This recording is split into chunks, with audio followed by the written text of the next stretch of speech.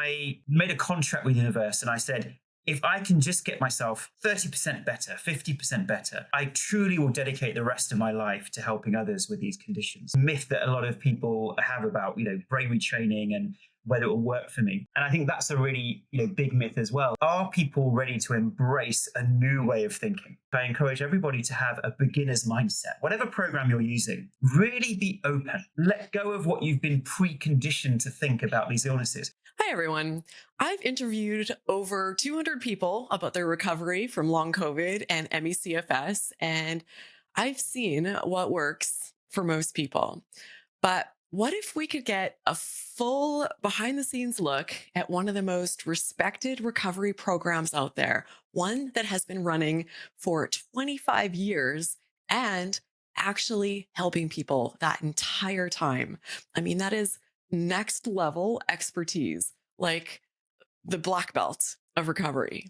If you're new here, I'm Raelan Agle, and in this interview, we're breaking down exactly what the Gupta program looks like, how it works, what a typical recovery journey looks like, and sharing with you right now the key insights that can make all the difference.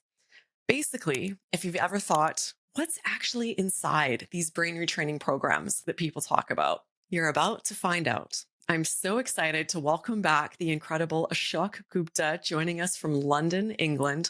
Not only did he fully recover from ME/CFS himself, but instead of just moving on his life, like most people understandably do, he spent the next 25 years helping others to do the same.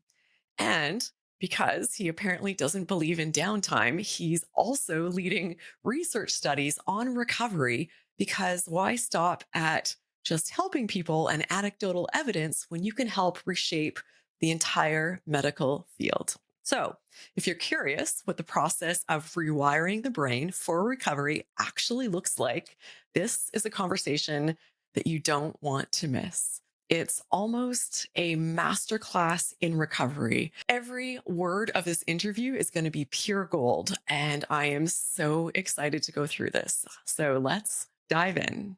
Ashok, so incredible to have you back here on the channel. Thank you for being here. Yeah, it's a delight. Thank you for the invitation.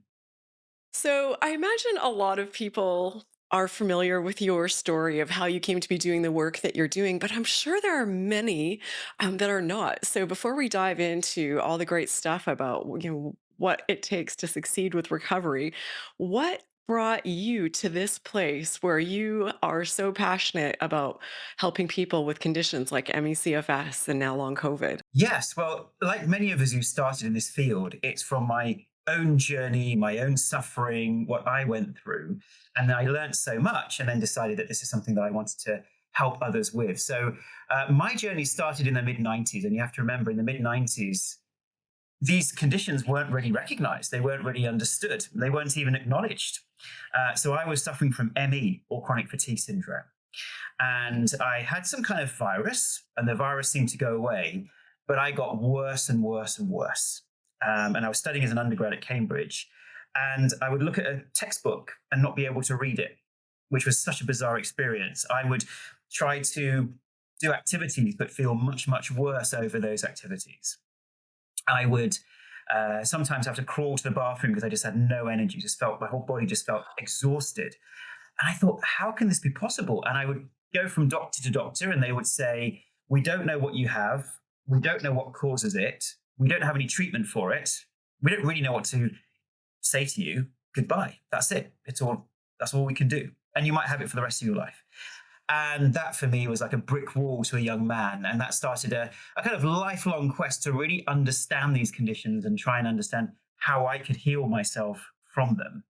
And I made a contract with the universe and I said, if I can just get myself 30% better, 50% better, I truly will dedicate the rest of my life to helping others with these conditions, because there are millions around the world suffering from these conditions. And there was one momentous moment where, you don't know how these things happen in the world, but I was at a bookstore in Cambridge, the days when we actually used to read books versus go to Wikipedia or whatever. And there was a shelf in the neurology section next to the self-help section.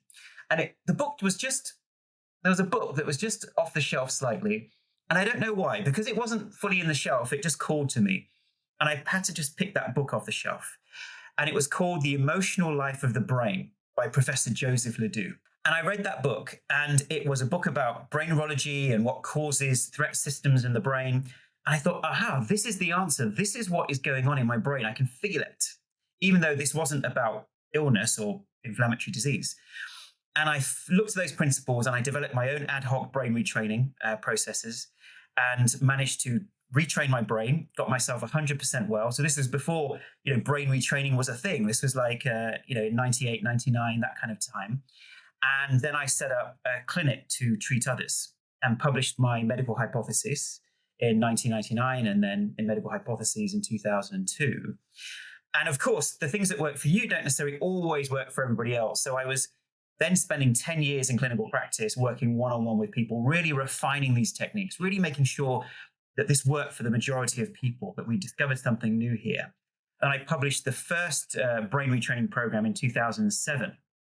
And since then, as you know, we've done 6 clinical studies, 4 randomized controlled trials, and we now have an app. So it's been literally almost a 30-year journey to this moment, from having my own suffering to then being in this place where we're helping thousands around the world. So it's been a very fulfilling journey, and we are keep learning. We keep understanding more and more about these conditions and how we can help people.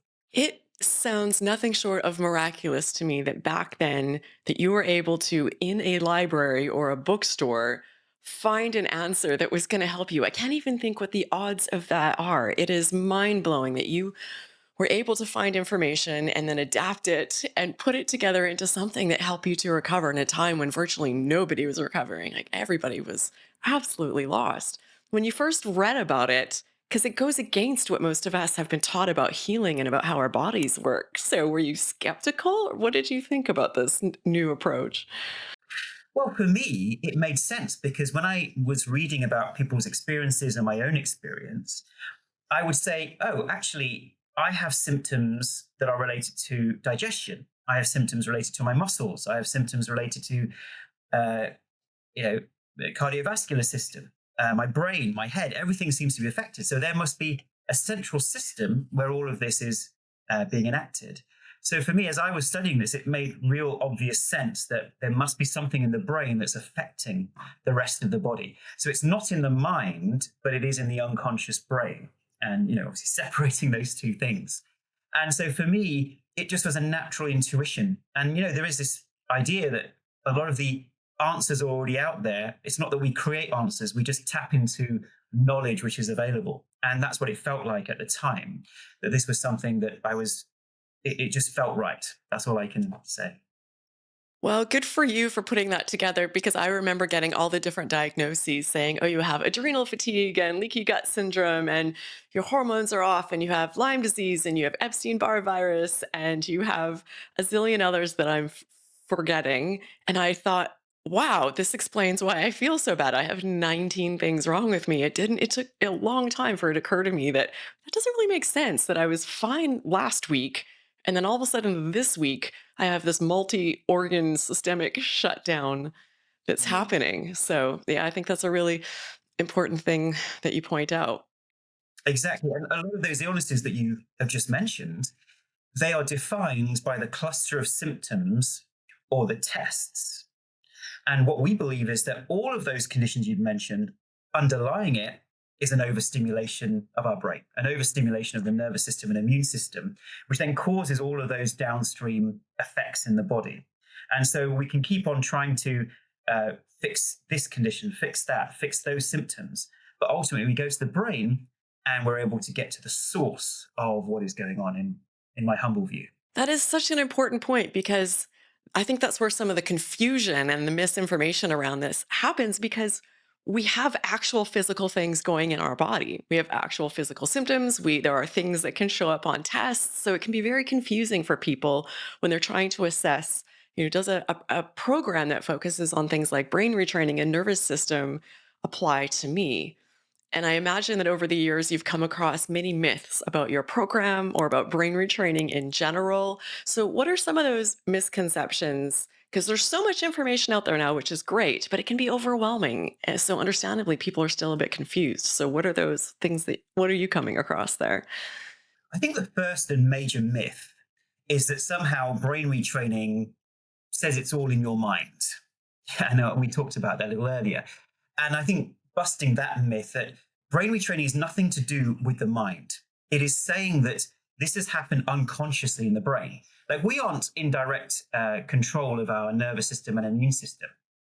But, and so these things are happening automatically without conscious control. So we're not to blame for our condition. However, in brain retraining, what we've discovered are some very subtle ways in which we can influence the nervous system and immune system to be able to calm them down and come back to balance. So I think that's a really big myth that I think a lot of people have as to why they have this condition and what's causing it. And I think a second myth is that, oh, well, I've had the tests and I've got high viral titers, or my adrenals aren't functioning, or this is wrong with my body, or I've got low enzymes, or I've got mold in my body. So unless I fix those things, brain retraining won't work.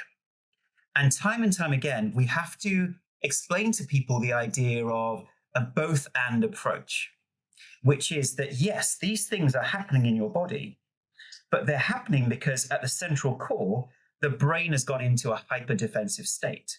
So of course, your gut is going to be malfunctioning. The balance of good and bad bacteria is going to be dysfunctional.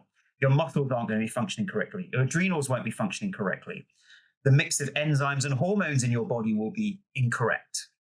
All of these things are being affected because of a central mechanism. So if you're having those tests and seeing those issues, a practitioner may give you, great supplements and great medications, and those can help. But ultimately, they're not getting to the source, probably, which is actually stopping that dysregulation in the first place. So I think that's a big second myth that a lot of people have about, brain retraining and whether it will work for me. And then they think the third area is people thinking, oh, but, I already do positive thinking, or I already do breath work and meditation, or, I've got a lot of stress in my life. I won't have time for this.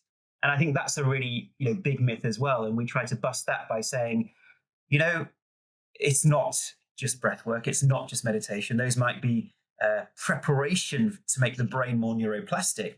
But brain retraining itself is a very unique process. And I think a final myth, and I'm sure we'll go into this, is that, oh, all brain retraining programs are the same. So you've done one and you've done them all.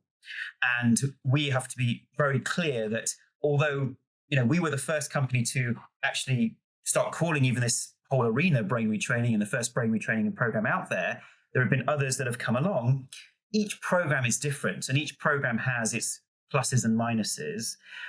But ultimately, just because you've done one, it doesn't mean that then, oh, there's no point trying our program or another program. Actually, they're very different in a lot of ways. And our program is very unique with a very, in our view, a more holistic approach, a more unique approach, and an easier to use program as well. So not all of them are the same.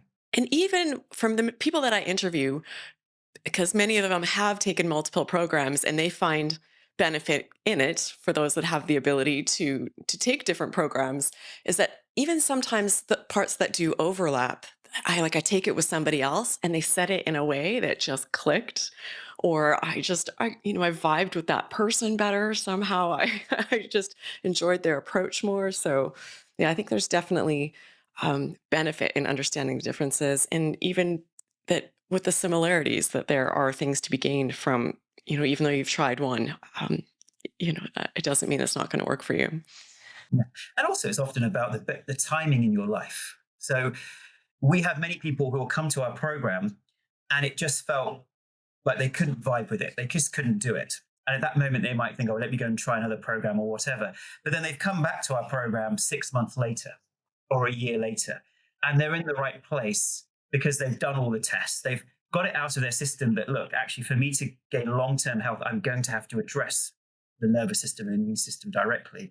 And then they're ready to do that. And then they heal. So sometimes it's just about being in the right place and being ready for this type of approach. So, in addition to that being ready, are there other factors that help people to be more successful once they start on a brain retraining program? Yeah, that's a really, it's a really good question. And I think the first point there is, are people ready to embrace a new way of thinking? Right? So people will have this thing in their head of what they've learned from support groups, what their doctors told them. That, okay, you're not going to be able to heal unless you sort out the viruses in your body, unless you sort out EBV and all these things. And for brain retraining really to work, I encourage everybody to have a beginner's mindset. Whatever program you're using, really be open. Let go of what you've been preconditioned to think about these illnesses. Because if you're holding on to what someone's told you in the past, you won't have that open mind. And brain retraining really does rely on that openness, that sense of belief that you can recover. So I think that's a really important starting point. And then I think, secondly, recognizing that we have to move out of feeling that someone's going to come along and give a pill, and that's going to be the answer to our condition, whether it be long COVID, fibromyalgia, chronic fatigue syndrome. Instead, we have to realize that actually we are empowered to take charge of our own recovery. And when we've seen people recover, and it's sometimes they have recovered from supplements and diet changes. Mainly, we see people recovering from brain retraining. But they've been empowered to do so. They've had that belief that, okay, I'm not going to rely now on others. I'm going to take charge of this. And a classic example of this is I often exhibit posters at the MECFS conference, the main one in the US, every couple of years or so. And there are 500 practitioners and researchers from all over the world gathering every 18 months to 2 years. Great souls looking for answers to chronic fatigue syndrome and ME. And one of the leaders stood up and said, it's great that we've been meeting now for 30 years. But in that 30 years, we've not found a single biomedical agent that is consistently shown to improve chronic fatigue syndrome. Now, that is, if you think about it, quite shocking that all the millions of dollars, 30 years of research, lots of great research, we've not found a single thing. And that's because the mainstream way of looking at illness is at a biomedical level, that something goes wrong at the reductionist level in the cells and in the body, and we find chemicals that offset that and fix the body. And that should flow upstream and solve everything else. But these neuroimmune diseases, they are software problems, not hardware problems, in my view. And therefore, traditional approaches aren't going to work. And that's why we haven't seen progress in 30 years on chronic fatigue syndrome. I say that obviously we're tongue in cheek in the sense there's been progress of understanding the condition, but not a single biomedical agent has consistently shown improvement. Similar with long COVID and even with fibromyalgia, apart from some pain medications. So that really tells all of us we have to be empowered to heal ourselves versus waiting for this magical pill to come along. And that kind of openness and self-empowerment, I think, really helps people with brain retraining. And in talking to people, one of the barriers that I see to being open-minded to this approach is I know many of us were waiting for a test that would show us that we had CFS, and it can feel very invalidating that there's nothing out there that's going to do that. And we have to explain not only to ourselves, but to everyone else in our life, this software problem that even, recently I was out on a hike with a medical doctor and he was asking about, what's working for chronic fatigue syndrome recovery. And I cringed to even have to explain it to him because I know that many people in the conventional medical system aren't up to date on this science. So when you were at that conference with all of these clinicians, how many of them did it seem were using this approach or aware of this approach to recovery? How much progress are you seeing at these big MECFS conferences? I think the tide is turning. I think that genuinely there were researchers who wouldn't work with us in the past because they felt that this was fringe and they felt that it wasn't science-backed. But now, when we go to these conferences, people want to research with us. And we won't mention any names right now because we're doing some clinical research with them, but some high-up names, some very well-known names in the chronic fatigue syndrome space are now open because they're seeing patients get well.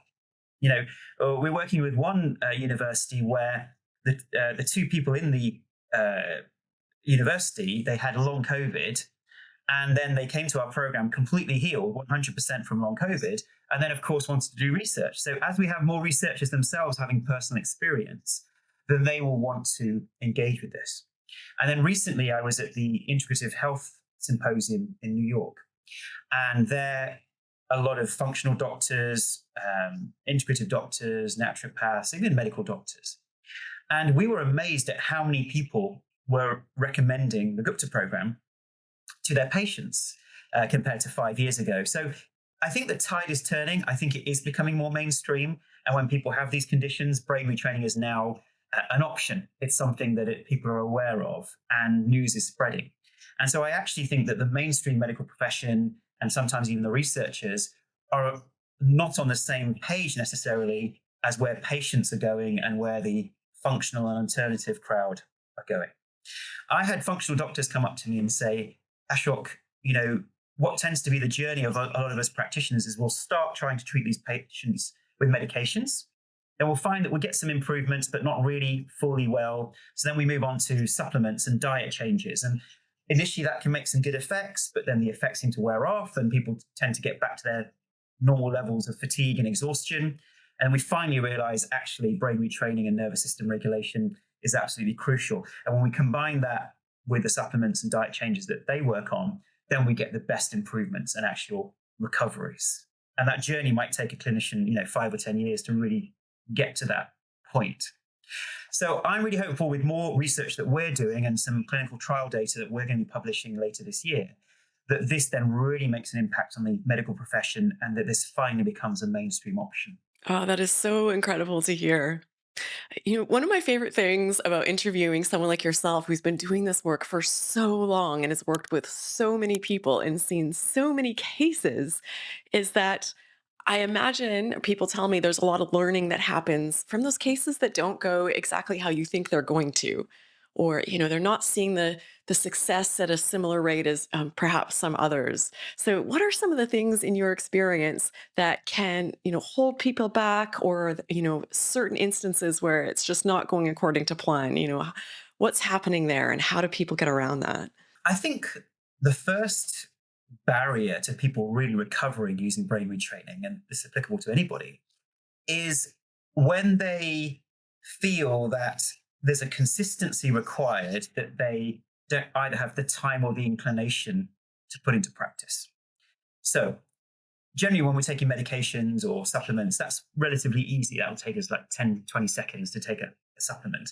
But with brain retraining, there is a consistency that is required. Just like you train your brain to learn to drive a car. Now, could we learn to drive a car in one lesson? No. Could we learn to play a musical instrument in one lesson? No. There is the neuroplasticity, which means repetition again and again and again. And we all have people who perhaps pick up a musical instrument and want to learn it, but then don't follow through. Now, this isn't to blame the patient, of course. This is just to say that brain retraining does require that consistency and just doing the tools, doing it again each day. And in our studies, people who engage with our program at least 5 to 6 times a week with that repetition, they get the best outcomes. So I think that's the first point is, are people prepared to have that consistency and motivation with brain retraining? And to make it super easy, we have daily sessions. So we have daily Zoom calls. So if people are at home thinking, oh, I've got to do this every day, so don't even think about it. Come onto our daily Zoom calls with our trained coaches, and we'll take you through the nervous system regulation and the brain retraining every day, Monday to Friday. And that has been a game changer for so many patients because we knew that was the core issue is people not doing it. So, okay, let us take you through it each day. So that's offset that first barrier that I think people face. And then I think the second most important barrier is we all want to heal in a linear fashion, right? In a straight line. But this condition and these conditions are a series of ups and downs, dips and recovery, dips and recovery, dips and recovery. And therefore, with our program, people get healed and they get well. But of course, the next step is adjusting to normal life. So that's increasing your activity levels, doing a bit more work. And if you push it a little too hard, the brain may think that you're in danger again and re-trigger the immune and nervous systems. So then you have to use the program again to get yourself back to your normal health. And then once again, introduce activity. And that process requires a sense of belief that, okay, I can do this. I will get there. And navigating those ups and downs and those dips. So that's the number one thing is, look, when you have a dip, nothing has gone wrong. Nothing has failed. keep going with the Gupta program, and you will eventually get there. And so we do a lot of work not only to get people well, but to stay well. So I think some programs just work on the brain retraining, but we're also about your management of your life afterwards. How are you going to make sure you keep on top of your stress levels? How are you going to be aware of your personality traits that make you push beyond your limits? So we do a lot of parts work, parts therapy, which is very popular now, and help people understand and be self-aware so that they can stay well for the rest of their lives and have that regulation. So I think those two things are real barriers we see time and time again, and we really coach and support people through that process. That is incredible. I'm thinking I could still benefit from your program right now. It's just because, we used to think that recovery was this magic finish line and then everything was utopia after that. And when I was recovering, I kept reaching these points where I'd say, okay, now I'm fully recovered. But then I'd get pushback from my body because I didn't understand it at the time. But every new thing I started to do caused little symptoms flares. So I could go to the gym and do training after a long time, slowly working up to that point. But then when I started running again, I started getting symptoms again. So it's just, yeah, I'm like, okay, maybe I'm not fully recovered yet. And then I go back to work, and that's one more thing. So it is a sort of a gradual reintegration into life while rewiring in the process. Yes, exactly. So the first stage of rewiring is training the brain that we are no longer in threat or danger from the original virus. The second stage of retraining is that rehabilitation back into normal life to train the brain that activities that it previously thought were dangerous are now possible. And that is the second layer of brain retraining and the neuroplasticity. Because when you have a virus, for instance, how does your body feel? Right? We feel not only physically drained and exhausted, but we feel mentally demotivated, like we don't want to do things. And that's deliberate because your brain doesn't want you to exert yourself whilst you recover from a virus or bacteria, whatever it is. Now, once you've trained your brain that you no longer are in danger, the brain still has residues of that. It still thinks, oh, but exercise might be too much for the body. Or going and working a 7-hour day might be too much for the body. So it reacts to that. And that is the next stage of brain retraining, is telling the brain, actually, these activities are safe. I can manage these. And as I said, that's an important step. So yeah, I'm happy to share, the way we work with clients on that with you as well. Yeah, and it keeps going for me even to this day because you talked about personalities. I also had this naive notion that I would return to my life and I would get everything perfectly, and all those old patterns and habits and ways of thinking and behaving would be gone, but they are still there. So it's, a constant sort of working with your personality and, figuring out how to, think differently and be differently in the world. Yeah, it's definitely in a process of transformation. It is. And the way I describe this, which really helps people, people listening now, this one concept might help you just reframe everything. Is I always, when I go bowling with my nephews when they were younger, I don't know if I'm sure you have the same in the US, where if children are going bowling, they can put those little bumpers up at the side on the bowling lane so that when they throw the ball, the bowling ball, it will hit the sides rather than go into the gutter. And then eventually they'll hit the skittles at the end.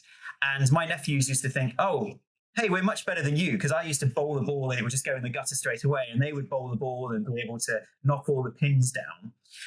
And in a lot of ways, life is like this, where when we bowl that bowling ball, often we're heading for the gutter.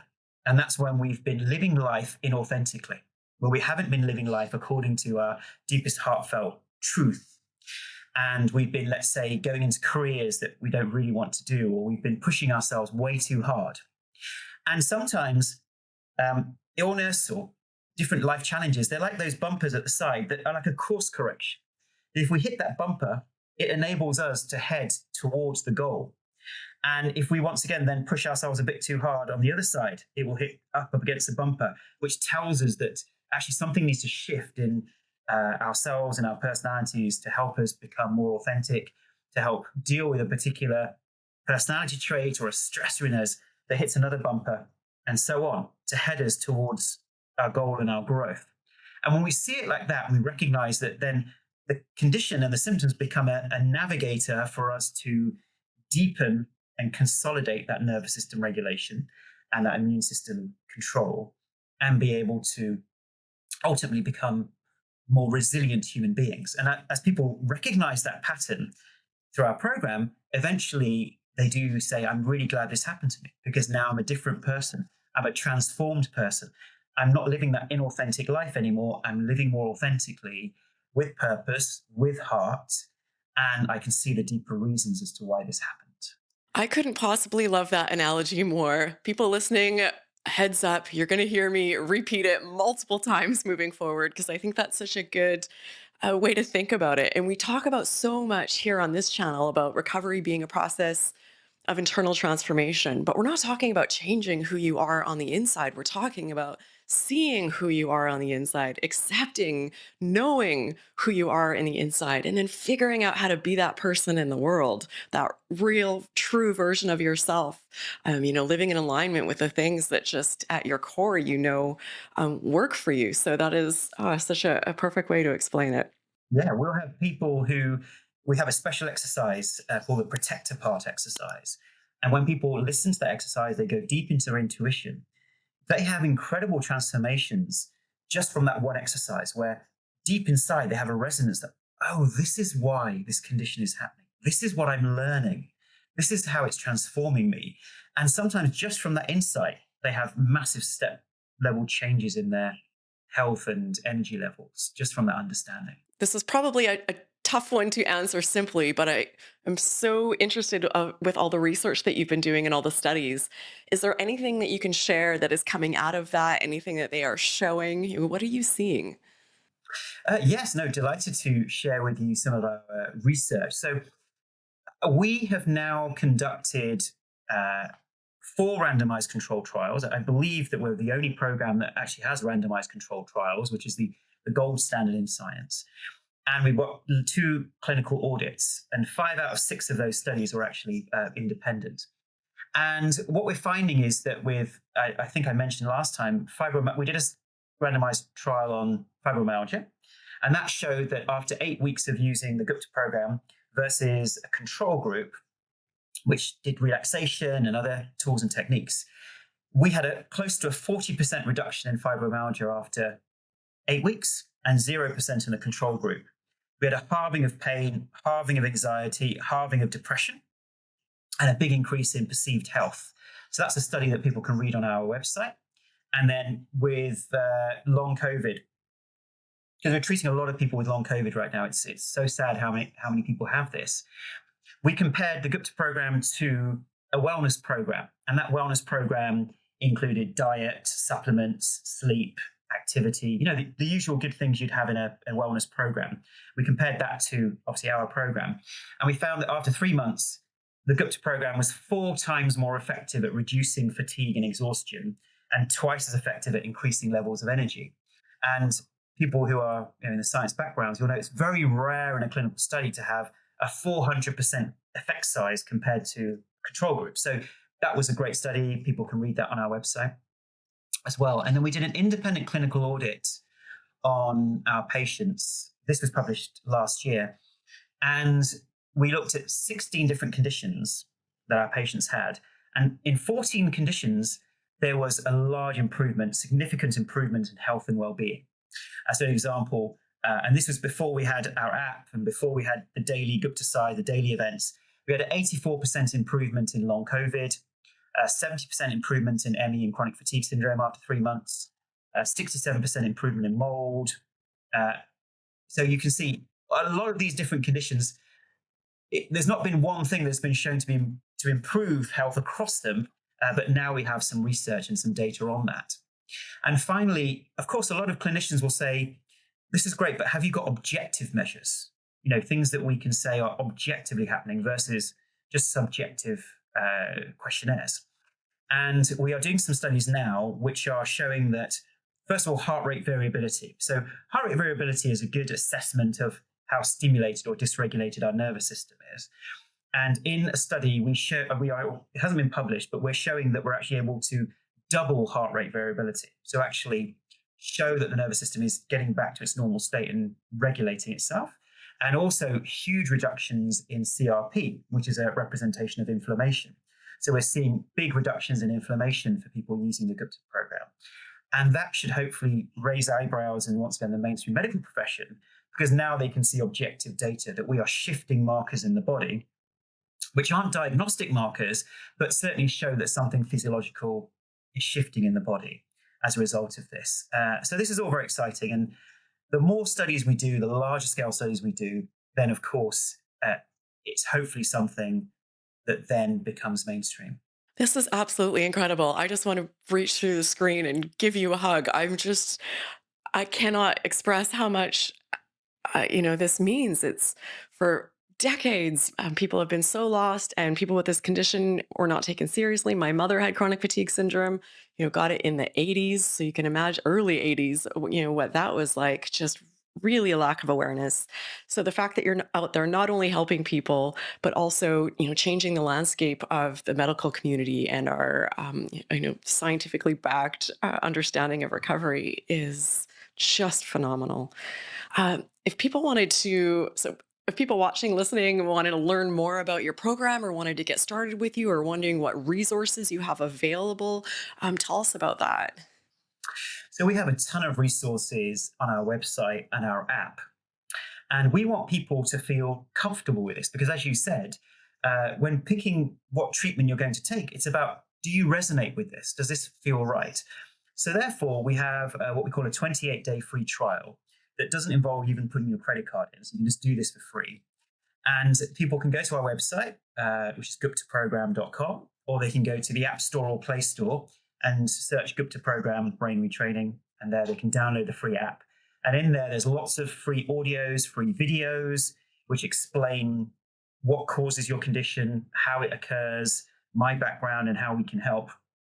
Plus, they can watch, literally, I think there's now 100, 150 recovery stories on there. So that inspires you to hear other people's stories on what they went through and how they've recovered. And there's actually about 400 recovery stories in total, written and video. And that's very inspiring. So we'd encourage people to really do that, to really get a feel for what this is about and inspire oneself to take that journey. And sometimes just from doing that free stuff, people start noticing improvements. They start healing. Just from hearing the hypothesis, sometimes that's enough to retrain their brain. And if they choose to take our full program, as you know, until we get large-scale clinical trials, we offer a 1-year money-back guarantee on our treatment. So people can use it for 6 months. And if after 6 months they have no improvement, they can return it, get a refund, and then use that money for something else. So people have nothing to lose by downloading our app and giving this really a good go. And as we say, really in the last year and a half, we've been focusing on these daily sessions, and that has been a game changer. People who were getting stuck with their retraining, it's super easy now. If you find it hard to even learn all the techniques, you just come on the Zoom calls and we take care of you and take you through the exercises every day. And it's a different coach every day. So because it's a different coach, people find little nuances that help them. Because as you say, sometimes it's the nuances. Sometimes you're doing brain retraining, but you've done it in a slightly different way. So, we have, let's say 30 trained coaches. We're training more now, maybe up to 40 soon. And you'll see each of them taking you through a slightly different way of doing the brain retraining. And some people find their favorite coach and go, that's the coach, that's the one that really helps me. And so you're learning from so many different angles and so many different coaches. So that has been a game changer.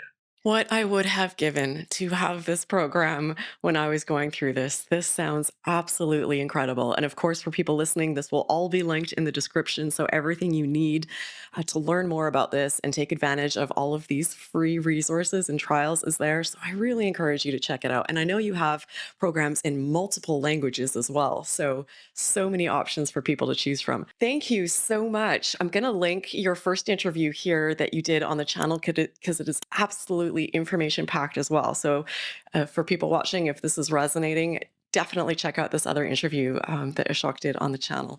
Thank you so much for being here. Every sentence of this was gold. So valuable. Really appreciate your time. Thank you. Thank you so much.